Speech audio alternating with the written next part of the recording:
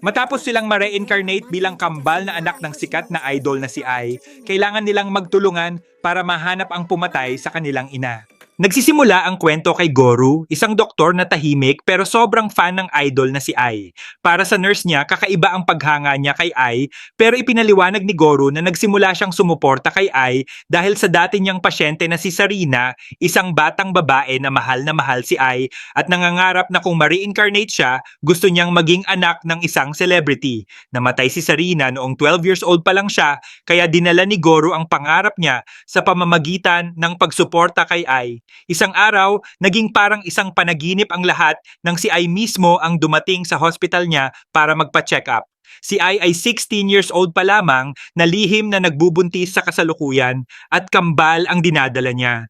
Nagulat si Goro nang malaman niyang buntis ang paborito niyang idol at nag-alala ang guardian ni Ai na si Ichigo dahil kapag nalaman ito ng publiko, masisira ang career at reputasyon ni Ai at pati na ang agency nila. Ayaw sabihin ni Ai kung sino ang ama ng mga bata pero humingi siya ng advice kay Goro. Imbes na husgahan siya, sinabi ni Goro na ang desisyon niya ang pinakamahalaga.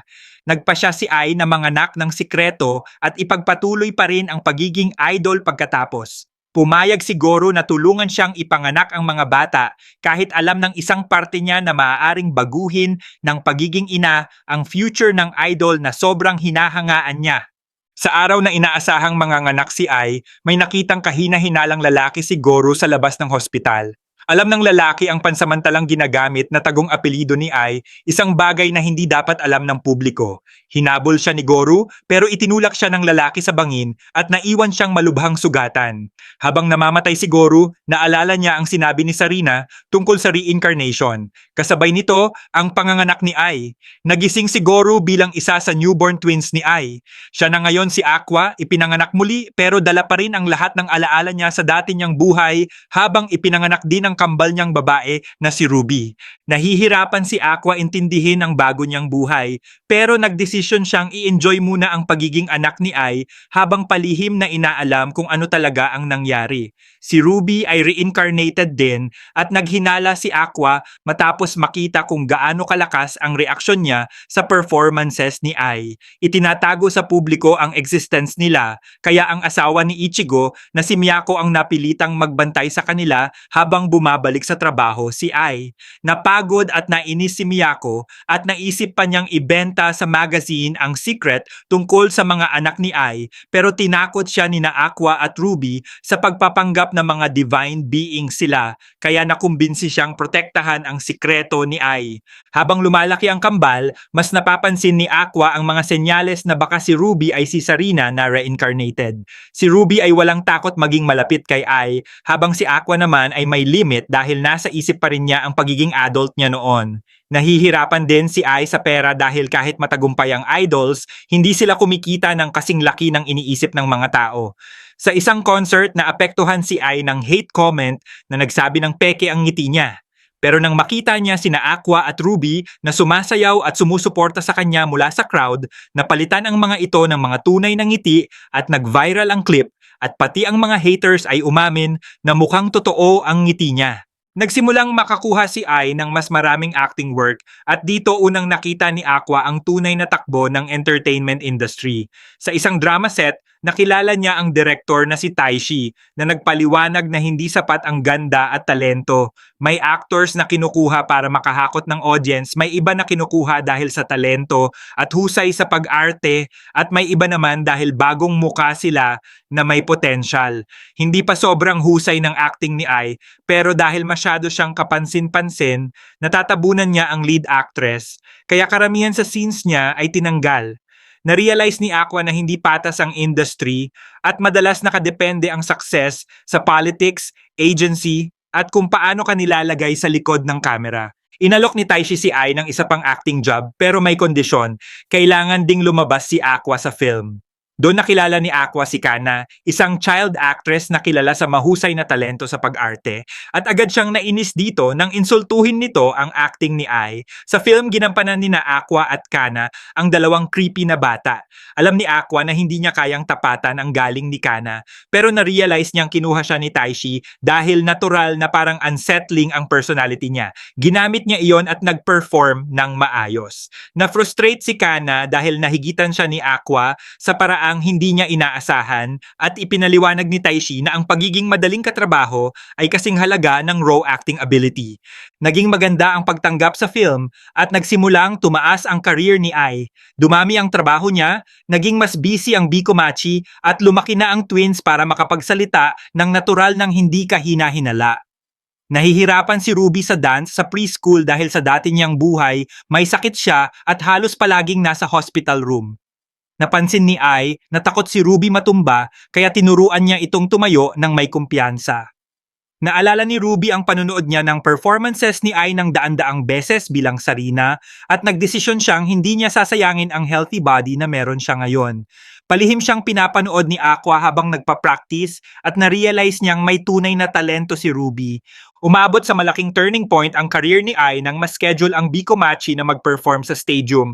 Para kay Ichigo, natupad ang matagal na pangarap niya pero binalaan niya si Ai na umiwas sa scandals, lalo na sa kahit anong may kinalaman sa ama ng twins. Napaisip si Ai sa buhay niya na puno ng sikreto. Sa flashback, kinuha siya ni Ichigo kahit masakit ang nakaraan niya at kahit naniniwala siyang hindi siya marunong magmahal. Sinabi ni Ichigo na ang idols ay nagbebenta ng magagandang kasinungalingan at kung paulit-ulit niyang sasabihin ang I love you, baka balang araw maging totoo ito. Sa kasalukuyan, na-realize ni Ai na hindi pa niya nasasabi sa mga anak niya na mahal niya sila. Sa araw ng stadium concert, binuksan ni Ai ang pinto dahil akala niya si Ichigo ang dumating, pero ang nakita niya ay ang lalaking pumatay kay Goru sa dati niyang buhay. Ang pangalan niya ay Ryosuke, isang fan na naniniwalang tinraidor siya ni Ai dahil itinago nito na may mga anak na siya. Sinaksak niya si Ai, inaakusahan siyang nagsinungaling tungkol sa pagmamahal niya sa fans. Kalmadong naalala siya ni Ai, pati ang gift na minsan niyang ibinigay na nagpapatunay na may pakialam talaga siya. Natauhan si Ryosuke at tumakbo palayo, natakot na takot. Tumawag si Aqua ng tulong pero alam ni Ai na hindi na siya makakaligtas. Kinausap niya si Ruby sa likod ng pinto at sinabi sa kambal na mahal niya sila. Sa wakas, ginagawang totoo ang kasinungalingan niya bago siya mamatay. Naging national news ang pagkamatay ni Ai pero ilang araw lang at nawala na ang atensyon ng publiko. Naiwasan ni na Ruby at Aqua ang spotlight dahil nailipat na sila ni Miyako sa family registry niya. Inalok ni Miyako na palakihin sila bilang sariling anak habang nirerespeto pa rin si Ai bilang tunay nilang ina. Naisip ni Ruby kung dapat ba siyang maging idol balang araw pero si Aqua ay lunod na sa paghihiganti.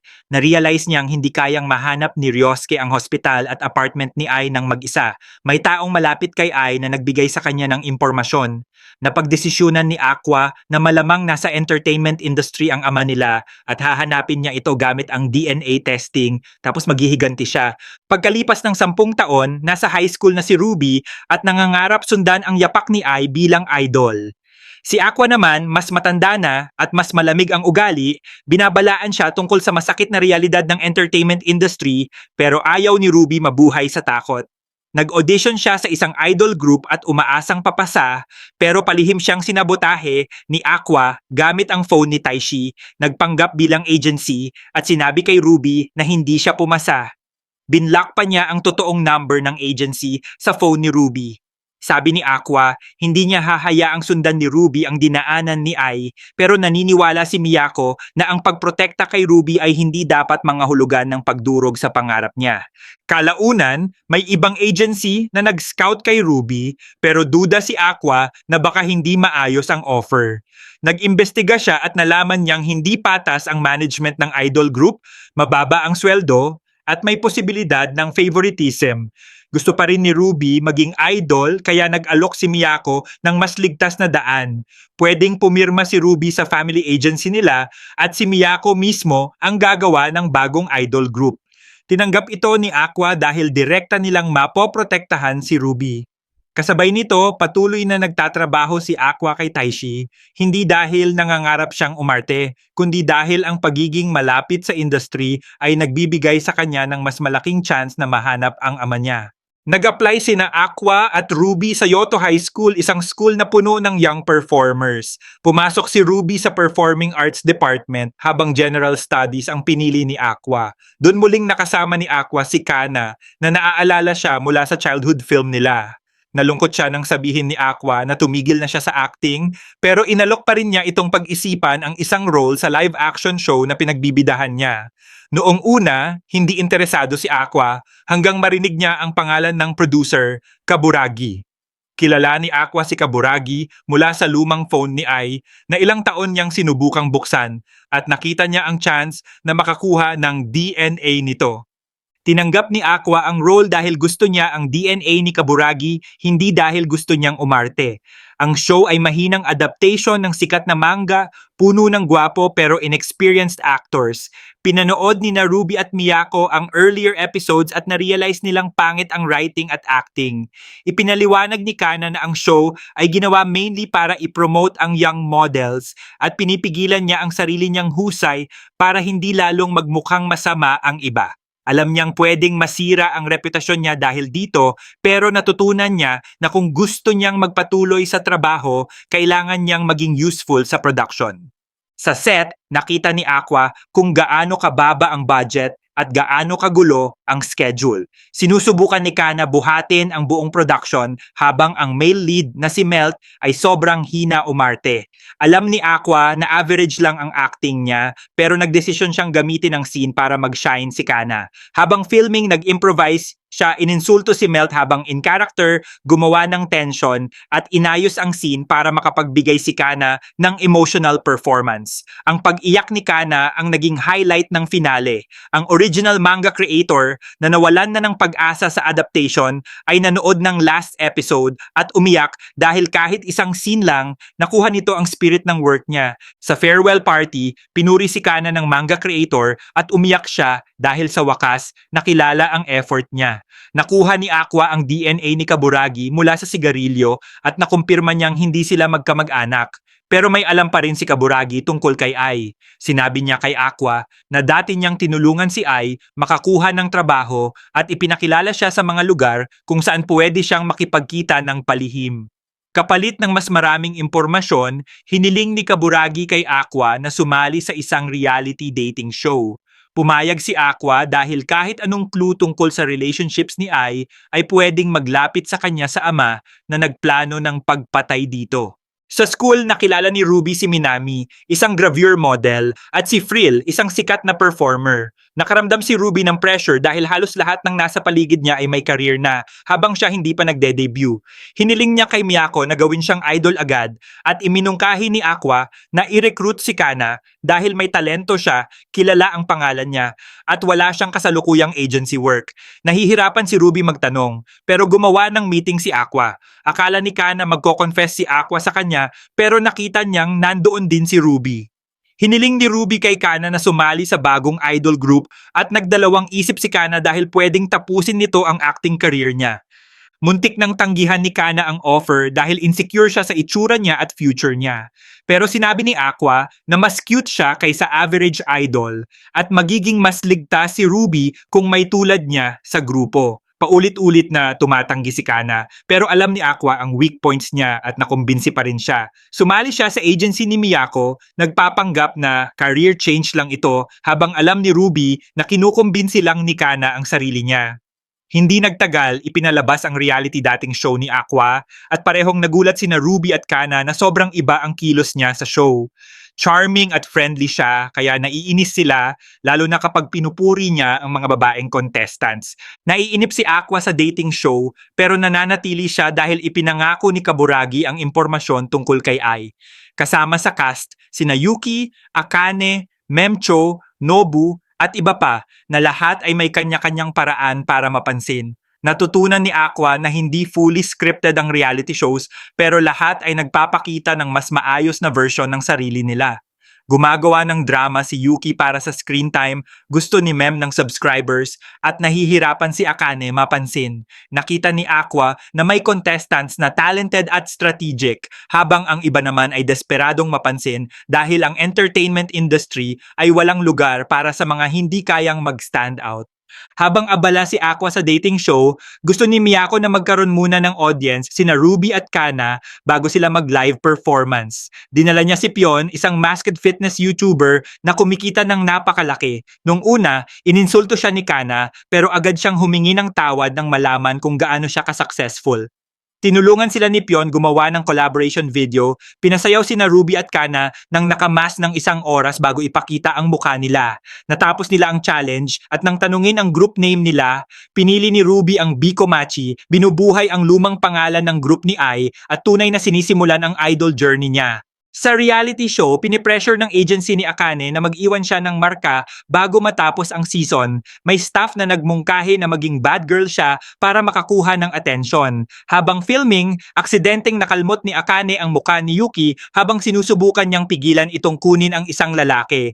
Pinatawad siya ni Yuki pero alam ni Aqua na hindi siya patatawarin ng mga tao sa internet.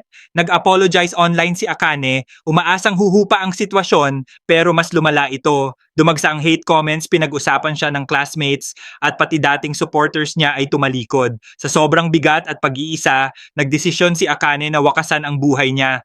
Habang nakatayo si Akane sa bridge, dumating si Aqua sa tamang oras at iniligtas siya. Pinag-usapan ni Nakana at Miyako kung paano kayang sirain ng reality shows ang tao dahil habang mas pinapakita ng isang tao ang totoong sarili niya, mas masakit ang atake ng publiko. Sa police station, dumating ang buong cast at sinampal ni Yuki si Akane habang umiiyak, sinasabing dapat kinausap niya sila. Pinayuhan ni Aqua si Akane na umalis na sa show pero tumanggi siya dahil pinaghirapan niyang maging aktor. Naintindihan ni Aqua na kung wala silang gagawin, pwedeng baluktutin ng media ang kwento kaya nagdesisyon siyang unahan at kontrolin ang narrative. Pinost ni Aqua ang totoong nangyari bago pa ito maleak ng reporters. Pagkatapos, inorganize niya ang cast para gumawa ng video na nagpapakita ng totoong personality ni Akane at ng context na hindi nakita sa show.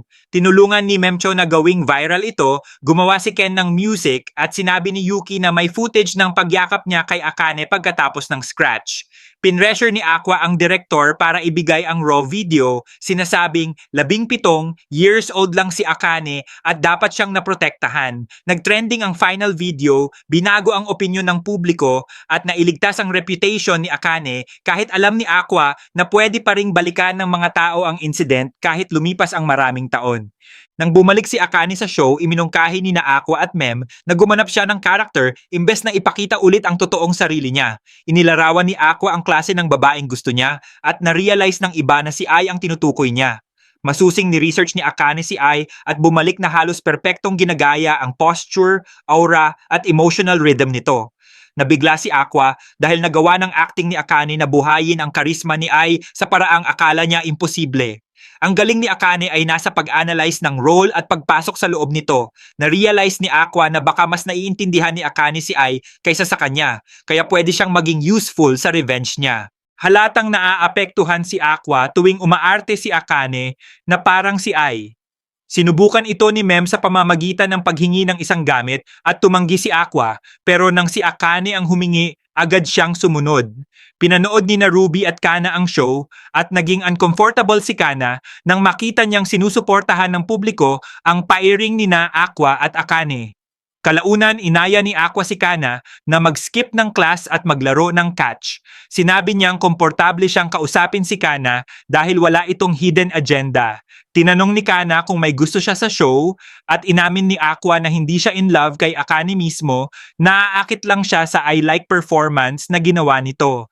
Nagpasalamat si Akane kay Aqua sa pagtulong niya at tinanong ni Aqua kung paano niya nagawang gayahin si Ai ng ganoon. Sinabi ni Akane na matapos niyang i-analyze si Ai, nahulaan niyang baka may secret child ito. Nabigla si Aqua sa sobrang accurate ng hula niya. Kung kaya ni Akane makita yon, baka makatulong siya para madiskubre ang katotohanan tungkol sa past ni Ai. Nang matapos ang show, hinalikan ni Aqua si Akane sa camera, partly para tapusin ang reality show storyline at partly dahil gusto niyang manatiling malapit si Akane sa kanya. Sa farewell party, nagtanungan ng cast kung magde-date ba sila sa totoong buhay, pero para kay Aqua, trabaho lang yon. Tinupad ni Kaburagi ang pangako niya at binigyan si Aqua ng mas maraming impormasyon tungkol kay Ai. Sinabi niyang minsan sumali si Ai sa workshop na hosted ng theater company na Lalalay at malamang may minahal siya roon. Nagbigay ito kay Aqua ng bagong lead. Samantala, inamin ni Memcho na dati niyang pangarap maging idol pero sumuko siya dahil sa family responsibilities at age limits. Inaya siya ni Aqua na sumali sa grupo ni na Ruby at Kana. 24 na si Mem, mas matanda kaysa sa pinapakita niya sa dating show pero sinabi ni Ruby na hindi pa huli ang lahat. Si Kana, na naiintindihan din ang career setbacks, tinanggap siya at naging 3 na ang members ng Biko Machi. Mabilis lumaki ang online presence ng Biko Machi dahil sa promotion ni Mem sa channel niya. Inalok sila ni Kaburagi ng chance na mag-perform sa Japan Idol Festival, isang malaking stage para sa idols. Nag-alala si Kana na masyado pang maaga at baka mapahiya sila, pero sinabi ni Mem na bihira ang ganitong opportunity at dapat nilang kunin. Pagkatapos, nagdebate ang grupo kung sino ang magiging center. Si Ruby ang pinakamagaling sumayaw, si Mem may experience at popularity, pero pareho nilang napansin na si Kana ang may pinakamaraming music experience. Tumanggi si Kana dahil naniniwala siyang wala siyang fanbase at hindi siya bagay mamuno. Dinala ni na Ruby at Mem si Kana sa karaoke para piliin ang center base sa singing score, pero pareho silang sobrang hina kumanta. Tapos pinatugtog nila ang old videos ng mga kanta ni Kana at na-realize nilang magaling pala siya. Iginiit ni Kana na nagsikap lang siya noon dahil may expectations ang mga tao, hindi dahil gusto niyang maging center. Pero matapos marinig kumanta sina Ruby at Mem, naintindihan niyang babagsak ang grupo sa vocals kung wala siya. Sinasabi niyang ayaw niya, pero kabaliktaran nito ang sinasabi ng kilos niya, kaya siya ang naging center ng Biko Machi. Pagkatapos, dinala ni Miyako si Pion para i-train sila at pinagawa sila ng matinding stamina drills. Habang training, nagsimulang makipag-usap si Kana kay Pion at nakita niyang mabait at encouraging ito. Naisip pa niya kung dapat na ba niyang kalimutan si Aqua at mag-move on. Pero kalaunan, lumabas ang totoo. Ang piyon na tumutulong sa kanila ay si Aqua pala na nakadisguise. Ginamit ni Aqua ang costume dahil iniiwasan siya ni Kana at malamang kokontrahin nito ang advice niya kung siya mismo ang haharap. Kinumpirma ng totoong piyon na malaki na ang improvement ng girls. Gabi bago ang festival, hindi makatulog si Ruby dahil sobrang excited siya. Ikinuwento niya kay Kana ang dati niyang buhay sa hospital at ang doktor na nangakong magiging fan niya kung magiging idol siya. Narinig ni Kana si Ruby na ikwento ang taong sumuporta sa pangarap niya at nalungkot siya dahil pakiramdam niya wala siyang taong ganoon sa buhay niya. Tapos nakita niya si Aqua na tinatanggal ang pion mask at na-realize niyang sinusuportahan siya nito mula sa likod. Sa araw ng festival, kinakabahan pero excited sina Mem at Ruby habang si Kana ay pagod dahil hindi siya nakatulog kakaisip kay Aqua. Sa malaking general dressing room, sinubukan ni Kana magmukhang experienced pero bumalik ang alaala ng career failures niya. Napansin ni Ruby na malamig ang mga kamay niya at pinaalala na first performance nila ito kaya dapat nilang i-enjoy kahit magkamali sila. Umakyat ang Biko Machi sa stage. Nakita ni Kana ng maayos ang crowd, karamihan ay dahil sa influence ni Mem. Bago ang show, pumili sila ng colors, red para kay Ruby, yellow para kay Mem, at white para kay Kana. Habang nagpe-perform sila, napansin ni Kana na karamihan ng glow sticks ay yellow. Dumating ang crowd para kay Mem habang natural na nakakahatak ng attention si Ruby dahil kahawig niya si Ai. Nakaramdam ng selos si Kana sa kanilang dalawa, iniisip niyang meron sila nang wala siya.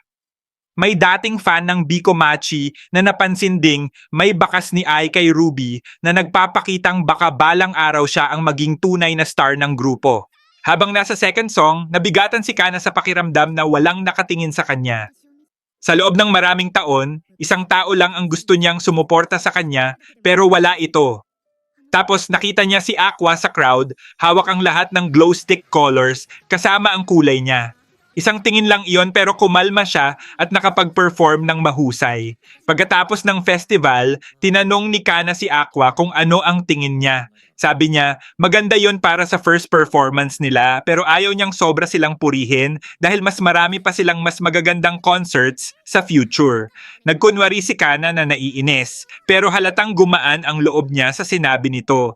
Ipinaliwanag ni Aqua na trabaho lang ang relationship nila ni Akane na palihim na ikinatuwa ni Kana. Napansin ni Mem ang feelings ni Kana kay Aqua. Kinabukasan, kinompronta ni Kana si Aqua tungkol sa pagpapanggap niya bilang piyon at inamin niyang ginawa niya iyon dahil ayaw siyang kausapin ni Kana.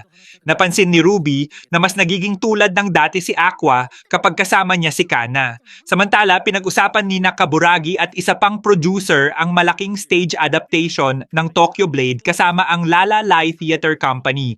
Nakast si Akane, tumanggap si Aqua ng role para sundan ang bagong lead niya at nakast din si Kana na naghahanda ng direktang rivalry ni Nakana at Akane. Naalala ni Aqua ang huling sinabi ni Ai at naghanda siyang gawin ang kahit ano para mahanap ang lalaking responsable sa pagkamatay niya.